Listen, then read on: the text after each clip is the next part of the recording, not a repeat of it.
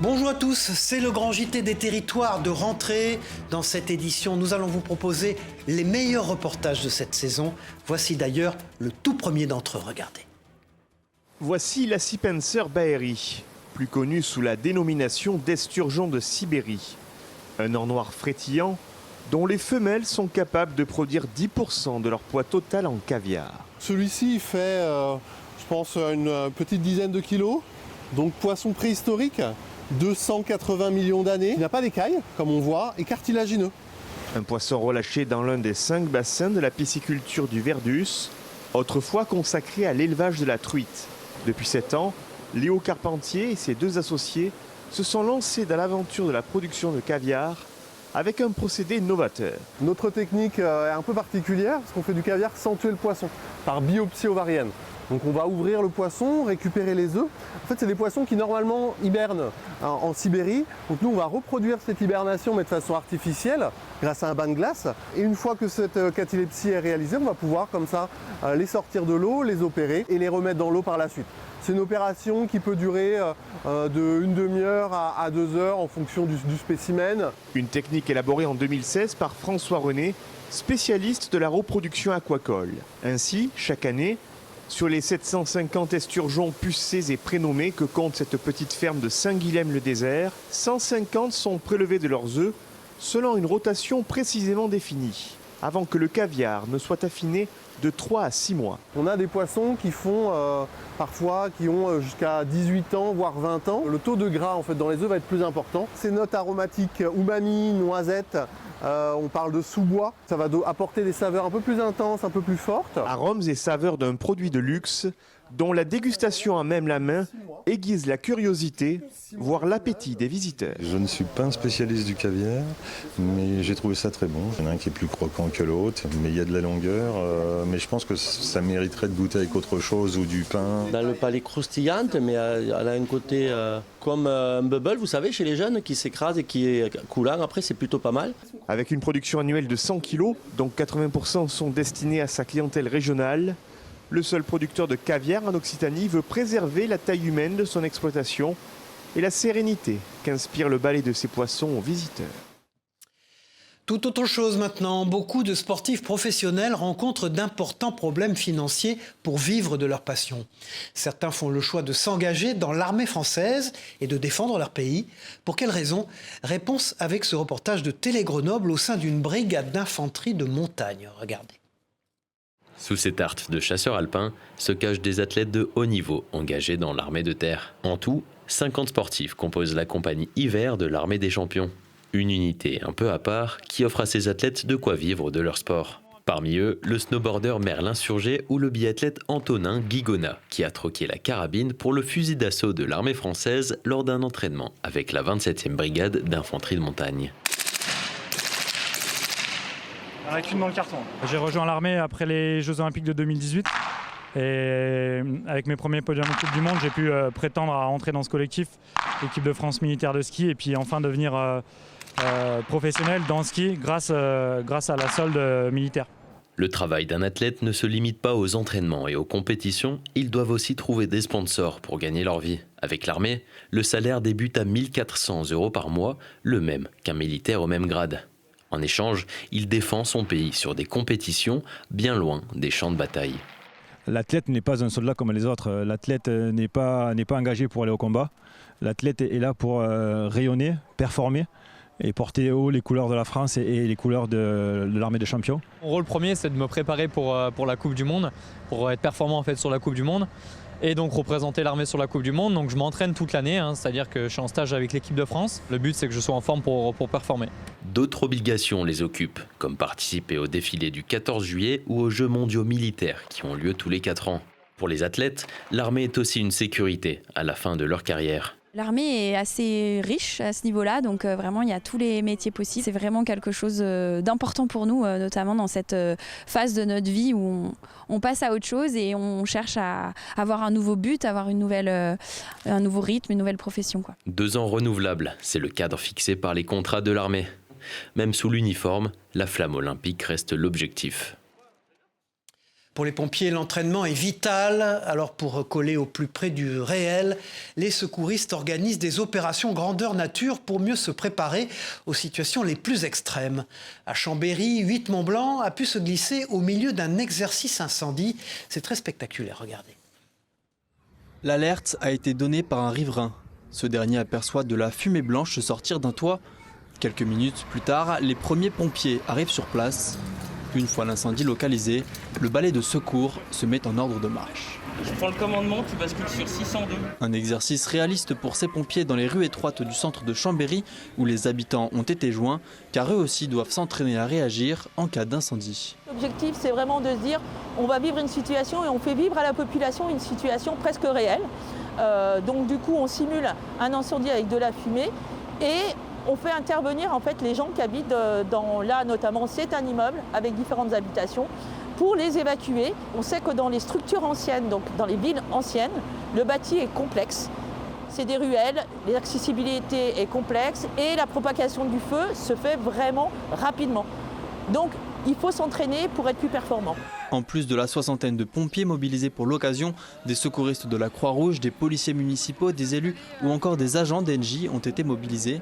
De quoi travailler en interservice pour fluidifier les futures interventions. Chaque fois qu'il y a un appel pompier, qu'il y a un feu ou quoi que ce soit, on est appelé et on doit intervenir. Soit on sert à quelque chose, soit on est là juste au cas où ça se propage. Et pour piloter l'ensemble de ces services, un poste de commandement est situé à quelques rues de l'incendie fictif. Ici, le plan d'intervention de secours et de sécurisation est planifié. Ce véhicule est armé par une équipe qui permet simultanément de récupérer les informations qui se passent sur le terrain, de passer des ordres tout en suivant tous les aspects de l'intervention, la situation tactique, prendre en compte tous les messages, les demandes de renfort et puis gérer aussi l'organisation des transmissions. Des exercices de grande ampleur comme celui-ci sont réalisés une fois par an en réunissant une centaine de professionnels et de figurants. Un avion sans bruit ni pollution, y croyez-vous vraiment? On y rêverait? Eh bien, figurez-vous que cet avion électrique existe. En escale en Ille-et-Vilaine, notre partenaire TVR a pu monter à bord. Sensation plus que garantie, regardez. Une prise de courant suffit pour refaire le plein du Pipistrel Velis Electro, le seul modèle d'avion électrique autorisé à voler dans le monde. Depuis l'aéroport de Rennes et le parking de l'Aéroclub, la société Airskol propose des vols d'initiation avec cette propulsion électrique qui change la donne. On est plaqué au siège, on a des inclinaisons qui sont fortes, donc on va monter très vite, très fort, avec un bruit minimum, puisque à part le vent sur la cellule qui fait un peu de bruit évidemment, on a très peu de bruit sur cet avion qui fait 60 décibels contre 82, 84 pour un avion thermique, donc on est 14 fois moins bruyant en fait. Vous avez vu, hein, finalement, l'avion, on met quelques interrupteurs en marche et ça y est, c'est parti. La puissance qui arrive tout de suite. Avec cette nouvelle technologie se pose la question de la sécurité d'un avion électrique qui a une autonomie en vol de 45 minutes seulement. C'est deux batteries dans l'avion, deux batteries identiques et similaires qui sont utilisées simultanément en fait, au cours de l'évolution et du vol. Si une batterie tombe en rideau, et ben on a la deuxième qui est suffisante pour assurer, pour prendre le relais et aller atterrir. On n'est pas loin du planeur, donc j'allais dire même sans moteur, un pilote confirmé peut ramener l'avion en toute sécurité. Airskol est aussi une école de formation au pilotage en licence privée qui consiste en 45 heures de vol, dont les 2 tiers sont réalisables en électrique. À noter donc le prix d'un vol d'initiation en avion électrique, le rêve d'Icar en bas carbone, c'est 165 € les 30 minutes. Focus sur le braille maintenant, ce système d'écriture tactile avec des points saillants qui permettent aux malvoyants de lire et d'écrire. En Moselle, un ingénieur a inventé un boîtier pour apprendre le braille de manière ludique. Regardez ce reportage de notre partenaire Moselle TV.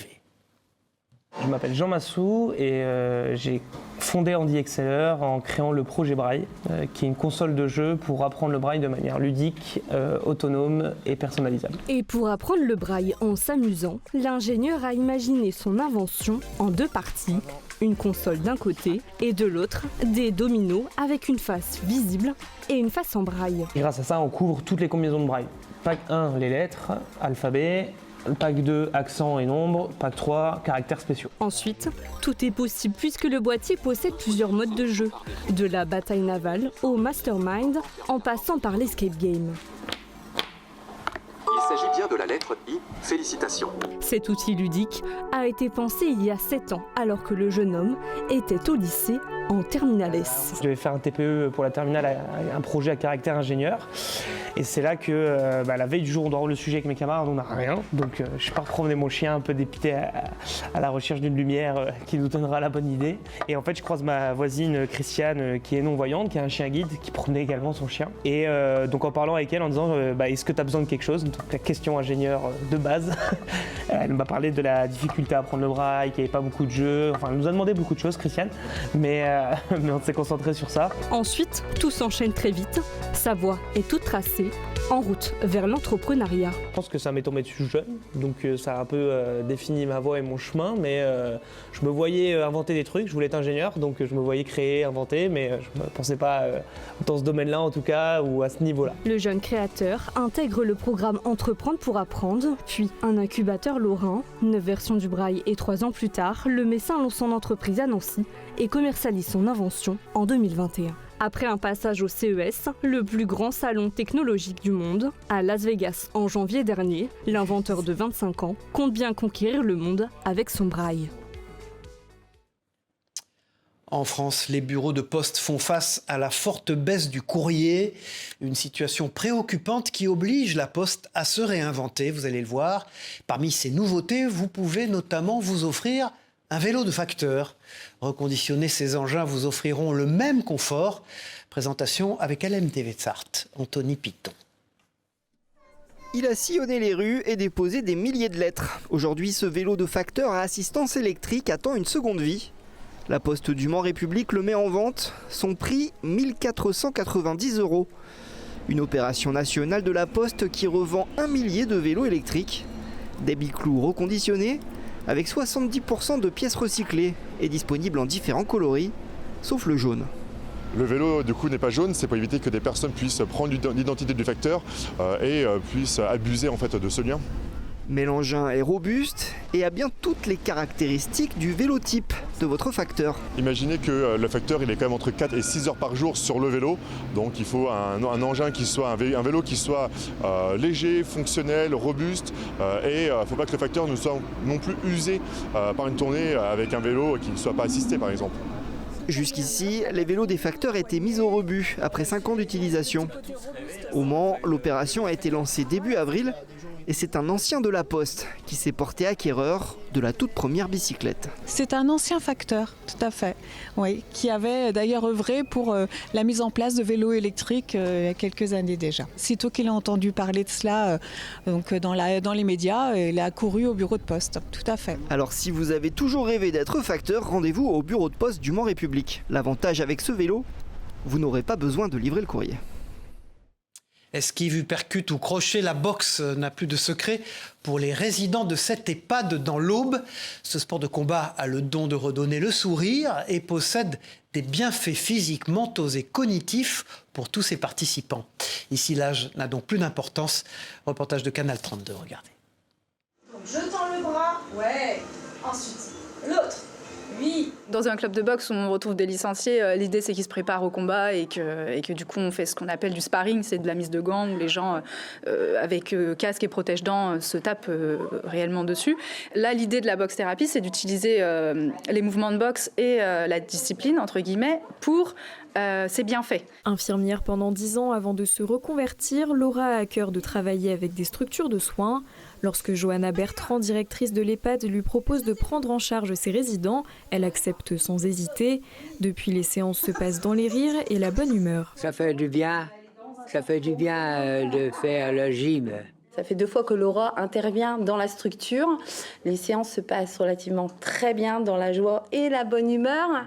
Et on s'est dit, mais pourquoi pas les emmener en immersion carrément dans la salle ? Ils ont tous le sourire, ils sont tous dynamiques. Et si cette activité sportive a le don de redonner le sourire aux résidents, elle possède aussi des bienfaits physiques, mentaux et cognitifs. Elle stimule la coordination, l'équilibre et la force musculaire, des éléments clés pour réduire le risque de chute et de blessure. Les bienfaits de l'activité, ça va être tout ce qui est mémoire, concentration.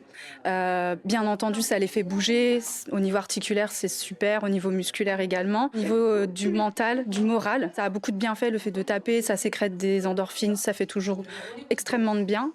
Et au niveau de la concentration, de la mémoire, retenir un combo, ça c'est intéressant chez des personnes qui ont pu avoir tout ce qui est AVC, Parkinson, toutes les maladies neurodégénératives ou d'autres maladies où il y a des séquelles. Ici, l'âge n'a pas d'importance. Avec une moyenne de plus de 90 ans, les apprentis boxeurs profitent chacun à leur façon de cette activité adaptable à tous. Les barrières, c'est celles qu'on se met, j'ai envie de dire. Là, on a 2 qui sont en fauteuil. Et il n'y a pas de raison qu'ils ne puissent pas taper dans un sac ou faire des mouvements de boxe assis. L'initiative est un succès pour les résidents. La directrice de l'établissement de Méry-sur-Seine souhaite maintenant l'étendre aux soignants pour leur permettre de se vider la tête. Connaissez-vous le molki ? En France, environ 1 million de personnes jouent à ce jeu. Devenu un véritable phénomène national où la pratique allie loisir et tactique. Des championnats de France ont même été organisés réunissant près de 150 participants en Moselle. Reportage de notre partenaire Moselle TV. La 10 au milieu et après c'est les impairs d'un côté et les pairs de l'autre. Donc 3 impairs, 4 pairs.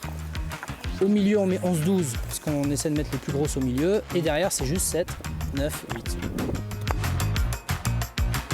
Au molki, le but c'est toujours le même, faire 50 points, mais il y a tellement de manières différentes de le faire. On peut faire 10 parties et gagner de 10 manières différentes. Près de 160 participants venus de toute la France cherchent à obtenir le titre de Florentin. Mais oui monsieur. Un autre point les réunit, celui d'être passionné par ce sport d'origine finlandaise. J'aime bien ce sport parce que c'est assez stratégique, chaque partie est différente. Ce que j'adore, c'est le côté stratégique, parce que du coup, il y a à la fois le côté précision, etc. Je suis beaucoup jeu de société et du coup, je retrouve là à la fois l'adresse avec la stratégie. Et la convivialité. On se connaît quasi tous, on se retrouve à différents endroits de la France et franchement, c'est top. Oh non, pas celle-là! Cette année, Florange a la chance d'accueillir ce championnat de France de molki individuel et triplette. C'est notamment grâce aux nombreux terrains proposés sur ce boulodrome flambant neuf. Mais pas uniquement, puisque la discipline est particulièrement implantée sur la région. Nous sommes en Lorraine très nombreux à jouer au molki. Il y a 12 clubs en Lorraine. Et sur la France, on est environ 65 clubs à jouer. C'est accessible à tout le monde. Donc forcément, ça fédère le plus large panel possible au niveau des âges. J'adore la pétanque parce que ça fait 40 ans que je joue, mais le molki, il y a un petit plus, c'est beaucoup plus tactique. C'est un peu la tactique du billard avec l'adresse de la pétanque. Certains événements où on fait découvrir qu'il y avait beaucoup de molki en Lorraine, surtout avec les belles installations qu'on a là. On a de la place pour tout le monde et voilà, c'est génial. Créée il y a 2 ans désormais, la section molki du club de pétanque de Florange accueille volontiers les nouveaux adhérents, et ce, quel que soit leur âge. Véritable emblème de la gastronomie bretonne, le kouign-amann est une spécialité à base de pâte feuilletée, de beurre et de sucre caramélisé. Originaire du Finistère, c'est pourtant un boulanger d'Ille-et-Vilaine qui a reçu cette année le titre de meilleur kouign-amann de Bretagne. Partons tout de suite découvrir les secrets de fabrication avec ce reportage de TV Rennes. Et n'oubliez pas vos couverts et votre assiette. Voici le meilleur kouign-amann de Bretagne. N'en déplaise aux Finistériens, il a été conçu ici à Béton par Frédéric Lecam. Et pour ce faire, c'est tous les employés de la boulangerie qui ont mis la main à la pâte. Chacun me donnait sa version. Alors Enes n'était pas assez cuit, trop salé, trop de caramel. Donc à chaque fois, j'essayais de modifier les critères pour que ce soit unanime à la fin. Au bout d'un moment, ils m'ont dit, là, celui-là, il est bien, il est abouti. Alors je sais pas si c'était du lard ou du cochon, parce qu'ils en avaient tellement marre de manger du kouign-amann que peut-être qu'à la fin, ils m'ont dit, oui, celui-là, il est bon. Pour finir, je suis parti sur la recette qu'on avait déterminée. Cette année, c'est vous le meilleur, quoi. C'est moi le meilleur. Je prends. Pour ce costard-mauricain, c'est la consécration après 4 tentatives, dont la première, il y a plus de 20 ans. C'est vraiment un prix qui me plaît parce que j'aime bien le kouign-amann, je suis breton pur beurre, on va dire. Dans nos professions, aujourd'hui, il faut toujours aller plus vite. Donc gagner un produit traditionnel, je trouve que c'est super. Et quand on lui demande le secret, que ce soit croustillant autour et puis bien moelleux à l'intérieur. Et qu'il y ait un bon goût de caramel. Le boulanger remettra son prix en jeu l'année prochaine, même s'il a avoué espérer le garder quelques années. Voilà, on reste dans l'alimentaire. La pizza est un emblème de la gastronomie italienne. Chorizo, champignons, fromage, à vous de choisir ce que vous préférez. Mais au milieu de la carte de Jean-François, vous allez le voir, se glisse un extra, une pizza sucrée. Grâce à sa recette, il a réussi à décrocher la 3e place au championnat de France de pizza. Reportage de Vosges TV, regardez. Comme tous les mercredis, le camion à pizza de Jean-Pierre s'installe à Moyen-Moutier. Mais ce soir-là, en plus des pizzas traditionnelles au feu de bois, le jeune pizzaiolo de 29 ans a proposé un extra aux clients, une dégustation de sa pizza sucrée qui lui a permis de décrocher à Paris en avril dernier la 3e place au championnat de France de pizza dans la catégorie dessert. Hop là, madame. Il avait choisi de revisiter la tarte au citron meringuée avec un fond à base d'une pâte biga préfermentée dont la cuisson se doit d'être parfaite. Ça fait un peu plus d'1 an que je travaille sur la pâte. C'est une pâte avec 2 sortes de farine, 100% italienne. Il y a une maturation de 24 heures et après la pâte elle repose 48 heures, donc en tout 72 heures, ce qui fait qu'elle est hyper digeste et légère. C'est une cuisson parfaite parce qu'on peut la tenir sur 3 doigts sans qu'elle s'affaisse. Vient ensuite l'ajout des ingrédients avec 2 sortes de meringues, suisse et française, du citron sous la forme de crémeux, coulis et confit, un peu de barbe à papa au citron vert et la touche finale de l'amande fraîche de son jardin. Comment vous la trouvez? Très bonne mais surprenante, un mélange de saveurs qu'on n'attend pas sur une pizza, mais franchement une bonne surprise. Pour être honnête avec vous, normalement pour moi une pizza c'est pas sucré, et ben là c'est une excellente surprise. La meringue est fantastique, le citron, tout est bon, la pâte est très bonne, c'est très croustillant, c'est onctueux en même temps, donc c'est parfait. Jean-Pierre, jusqu'alors cuisinier, est devenu pizzaiolo, attiré par cette institution de la gastronomie italienne, la pizza. Et j'ai découvert presque une passion. Le système d'empattement, il y en a tellement de différents et il y a tellement de possibilités de s'amuser. Et son patron n'est pas peu fier de le compter dans son équipe. On le suit, on l'encourage et en tout cas on sera toujours avec lui pour qu'il continue comme ça. C'est une très bonne recrue pour nous et on veut le garder le plus longtemps possible et qu'il nous gagne plein de concours. Les Napolitains n'ont qu'à bien se tenir car Jean-Pierre compte encore améliorer son savoir-faire et se prend à rêver de décrocher le Graal à Rome, le titre de champion du monde de la pizza. C'est une magnifique histoire que je vous présente maintenant. À seulement 16 ans, Lucas est pilote de montgolfière. Il est d'ailleurs le plus jeune pilote de France. Et pour son premier vol en autonomie, notre partenaire La Dépêche du Midi a pu monter à bord avec lui. Il nous explique sa passion transmise par son père. Regardez. On a la température, on est à peu près à 15 degrés. On regarde du coup le poids qu'on peut porter, 346 kg. Mon père est pilote et mon voisin aussi, et du coup je suis presque né dedans. Et du coup ça m'a donné envie d'être le plus jeune pilote de France. On est en train de faire un vol en montgolfière avec mon père à côté, du coup, en montgolfière aussi. Et voilà, c'est mon premier vol en tant que pilote. Ouais, je suis content du premier vol, ouais. Puis c'est un beau paysage, beau vol, beau terrain. Avec le père, du coup, c'était bien. Le prochain, pour quand? Je sais pas encore, on verra avec la météo. Voilà, on peut les voir aussi en montgolfière, si vous avez vu le sujet précédent. La France regorge de très beaux paysages partout dans nos régions. La Fédération française de randonnée a donc décidé d'organiser des séjours itinérants pour ses licenciés afin d'explorer les paysages cachés et savourer le terroir local. TL7 nous propose donc une immersion dans la Loire, cette fois-ci. Regardez. Entre Mont-du-Forêt et Gorge de la Loire, une aventure rassemble les passionnés de nature et de grands espaces. Ces séjours itinérants, organisés par le comité ligérien de la Fédération française de randonnée, mêlent découverte et convivialité. C'est mon premier séjour itinérant, en plus avec la Fédé, et vraiment je trouve que c'est super bien organisé. J'ai grandi dans la plaine et je suis jamais venu sur les Hauts-de-Chaume, mais ouais, je suis contente de découvrir cette belle région. Je suis né à Saint-Étienne, alors c'est peut-être, je sais pas, inconsciemment, c'est peut-être ce qui me fait revenir ici. Et puis on respire, c'est tellement bon. Pendant 5 jours, les participants sillonnent les sentiers balisés du département, d'un gîte à l'autre, avec des pauses gourmandes et culturelles. Depuis 2020, le comité fait carton plein sur ces 5 séjours entre Hauts-de-Chaume, Pilat, Gorge de la Loire, Mont de la Madeleine et Montagne du Matin. On essaye de faire des cheminements intéressant pour que les gens puissent découvrir. Donc c'est pour ça que de temps en temps, on a des transferts en véhicule, parce qu'il y a des parties, bon, c'est du chemin, mais il n'y a pas de point remarquable. Coût du séjour, 460 €, transfert, gîte, couvert et accompagnement compris. Seule condition, avoir sa licence au sein de la Fédération française de randonnée, 5 jours de marche, de découverte et de partage. Des séjours qui prouvent que la Loire a plus d'un sentier à offrir, pour les amateurs de nature comme pour les curieux de terroir. Et puis pour terminer cette édition, laissez-moi vous présenter l'abbé François-Xavier Brantôme. Prêtre d'un petit village du Gers, il est aussi joueur de rugby. Il distribue les sacrements le dimanche matin et les plaquages l'après-midi. 2 influences autour d'une mission, le sacrifice. Écoutons ce prêtre au micro de notre partenaire de la Dépêche du Midi. La messe, on dit que c'est le sacrifice ou le renouvellement du sacrifice du Christ. Et au rugby, j'ai été très marqué par un entraîneur que j'ai eu à Montréal. À chaque fois qu'on prenait le ballon, qu'on recevait le ballon sur un coup d'envoi, il nous hurlait dessus, sacrifice, sacrifice, sacrifice. Parce que le rugby, comme c'est un sport où on fait des passes en arrière, on est obligé d'aller au sacrifice. On réserve une prière pour l'avant-match et une autre prière pour après le match.